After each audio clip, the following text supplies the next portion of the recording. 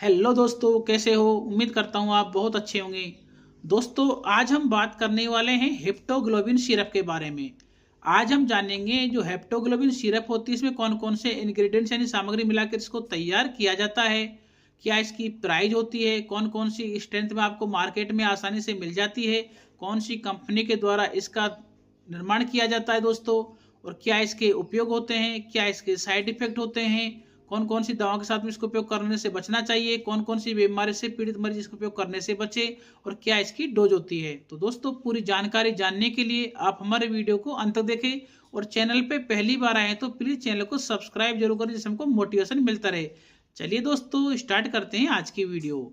सबसे पहले दोस्तों हम बात कर लेते हैं जो हेप्टोग्लोबिन सिरप होती है इसमें कौन कौन से इंग्रेडिएंट्स यानी सामग्री मिलाकर इसको तैयार किया जाता है। तो दोस्तों, इसमें जो इंग्रेडिएंट्स होते हैं जैसे कि प्रोटियोलाइज्ड लीवर इसमें 40 mg होता है, पेप्टोन इसमें 20 mg होता है, एलिमेंट आयरन इसमें 10.95 mg होता है, vitamin B9, folic acid folate 0.17 mg होता है, एथेनॉल 0.12 mg होता है, ये HFI ml होता है। यानी दोस्तों, जब 5 ml लेते हैं तो जो हमने डोज बताई इसमें इतने mg बताए हैं, इतना आपकी बॉडी के अंदर जाता है अगर आप 5 ml लेते हो तो।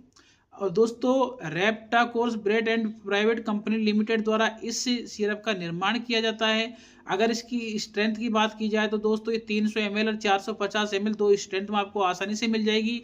अगर हम इसकी प्राइस की बात करें तो दोस्तों 300 ml की प्राइस लगभग 255 रुपये होती है। अगर 450 ml की प्राइस की बात की जाए तो लगभग आपको 358 रुपये में हर मेडिकल स्टोर पर आसानी से मिल जाएगी। दोस्तों, अब हम बात कर लेते हैं हेप्टोग्लोबिन के उपयोग की किन किन समस्याओं में हम हेप्टोग्लोबिन सिरप का उपयोग करते हैं। नंबर 1 पर दोस्तों, आयरन की कमी से होने वाला एनीमिया। दोस्तों, जब आपके शरीर में आयरन की कमी हो जाती है, उस कमी की वजह से आपको खून की कमी या एनीमिया हुआ है, तो आप उस समय यदि इस हेप्टोग्लोबिन सिरप का नियमित उपयोग करते हैं तो आपकी जो एनीमिया की कमी होती है उसको पूरी करने में यह सिरप मदद करती है।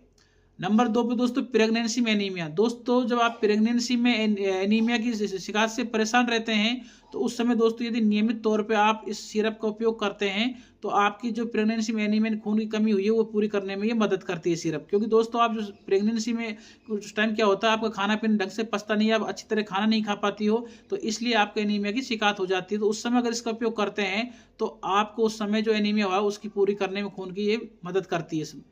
इसके अलावा दोस्तों, विटामिन B9 की कमी। दोस्तों, यदि आप विटामिन B9 की कमी से आपको एनीमिया हुआ है, उस समय यदि इसका नियमित उपयोग किया जाए तो आपके एनीमिया खून की शिकायत को दूर किया जा सकता है।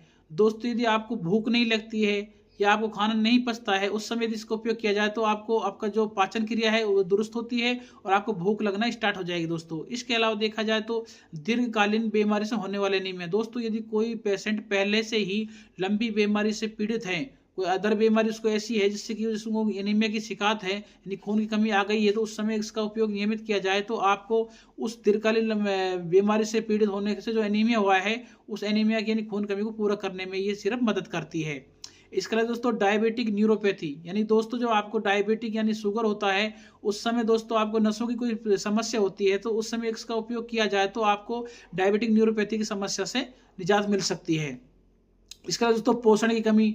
दोस्तों, यदि आपके शरीर में पोषण की कमी हो जाती है तब भी इसका उपयोग किया जाए तो आपको इस सिरप के जरिए जो भी पोषण कमी हुआ है उसकी पूरी होने में मदद करती है।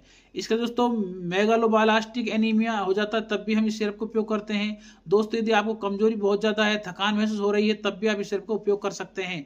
इसके अलावा दोस्तों, इम्यूनिटी बढ़ाने का भी काम करती है, क्योंकि दोस्तों इम्यूनिटी हमारे शरीर में वो चीज़ होती है जो हमको रोगों से लड़ने की या रोगों से संक्रमण होने से बचाने का काम करती है, तो इम्यूनिटी बढ़ाने का भी काम करती है। इसके अलावा दोस्तों, लीवर की सेहत में सुधार करती है। दोस्तों, ये जो आप लोग खाना पीना जो खाते हैं वो ढंग से डाइजेस्ट नहीं हो पा रहा है, पच नहीं रहा है, तो उस समय लीवर की क्षमता में सुधार करती है जिससे कि आपको जो भी समस्या होती है पाचन क्रिया वो दुरुस्त हो जाती है। इसके अलावा दोस्तों, महिलाओं में लो बीपी की समस्या होती है, उस समय अगर इसका नियमित उपयोग किया जाए तो आपकी बीपी मेंटेन रहने का मदद मिलती है इससे। इसके अलावा दोस्तों, सर्जरी या ऑपरेशन के बाद रक्त की कमी। दोस्तों, जब आपको ऑपरेशन या सर्जरी हाल में हुआ है उसकी वजह से आपके शरीर में खून की कमी आ जाती है, तो उस खून की कमी को पूरा करने के लिए हम इस सिरप का उपयोग कर सकते हैं। तो दोस्तों, ये थे कुछ इसके उपयोग साइड हेप्टोग्लोबिन के जो हमने आपको बताए हैं। इसके अलावा दोस्तों, अन्य उपयोग में भी समस्या में भी इसका उपयोग किया जा सकता है। और अब हम बात कर लेते हैं दोस्तों इस सिरप के साइड इफेक्ट। जब आप इस सिरप को लेते हैं तो उस समय आपको क्या क्या साइड इफेक्ट देखने को मिल सकते हैं। दोस्तों आपको पेट के ऊपरी हिस्से में दर्द हो सकता है, कॉन्स्टिपेशन की शिकायत हो सकती है, डिप्रेशन हो सकता है, कब्ज बन सकता है दोस्तों, दौरा बन सकता है, आपको उलझन सी महसूस हो सकती है, आपको लाल चकत्ते उभर आ सकते हैं शरीर पर, आपको बुखार हो सकता है, दस्त मतली उल्टी हो सकती है, चक्कर आ सकते हैं, सिर दर्द हो सकता है दोस्तों, चमड़ी पर लाल दाने उभर आ सकते हैं, पेट में सूजन आपको महसूस हो सकती है, आपको घबराहट महसूस हो सकती है। ये इसके कॉमन साइड इफेक्ट होते हैं जो समय के साथ अपने आप खत्म हो जाते हैं। पहली बात तो दोस्तों बनते नहीं है, और बनते हैं तो दोस्तों महसूस होते हैं तो समय के साथ अपने आप खत्म हो जाते हैं। अब हम बात कर लेते हैं दोस्तों कौन कौन सी दवाओं के साथ में इस सिरप का उपयोग करने से बचना चाहिए। दोस्तों यदि आप इस सिरप का इस्तेमाल कर रहे हैं, उपयोग कर रहे हैं, तो उस समय आपको अबाकावीर, एम्लोडिपेन, वालसर्टन, टेट्रासाइक्लिन, विटामिन सी, मेटफॉर्मिन, रेनिटिडाइन, क्लोरोफेमिनिकोल, ओम्पेराजोल जो मेडिसिन होती है, इनके साथ में इस सिरप का उपयोग नहीं करना चाहिए क्योंकि कॉन्ट्राइंडिकेशन कर सकती है। अब हम बात कर लेते हैं दोस्तों कौन कौन से मरीज को इस सिरप का उपयोग करने से बचना चाहिए। दोस्तों यदि आपको गुर्दे की बीमारी है, या पेट में अल्सर छाले हैं, या फिर इस सिरप से आपको पहले से एलर्जी है, या फिर आपको पॉलीसीथीमिया नाम की कोई बीमारी है, तो उस समय इस सिरप का उपयोग करने से बचना चाहिए। यदि आप उस सिरप का उपयोग करें तो अपने डॉक्टर की सलाह के अनुसार ही करना चाहिए। अब हम बात कर ले दोस्तों इसकी डोज के बारे में कि इसकी डोज क्या होती है। दोस्तों आप इस सिरप को 10 से 15 ml दिन में 2 टाइम आप खाना खाने के बाद में गुनगुने पानी में मिलाकर इस सिरप का उपयोग कर सकते हैं। और दोस्तों कुछ डोज आपकी जो बीमारी होती है उसकी गंभीरता के आधार पर डॉक्टर कम ज्यादा भी कर सकते हैं। तो दोस्तों ये थी आज की वीडियो में एक छोटी सी जानकारी हेप्टोग्लोबिन सिरप के बारे में जो हमने आपको बताई। आपको हमारी वीडियो कैसी लगी? अच्छी लगे लाइक करें, शेयर करें, कमेंट करें। चैनल पे पहली बार आए तो प्लीज चैनल को सब्सक्राइब करें, बेल आइकन घंटी को जरूर दबाएं जिससे हमारे आने वाली वीडियो की आपको समय समय पर नोटिफिकेशन मिलती रहे। तो दोस्तों आज की वीडियो में इतना ही। जय हिंद, जय भारत।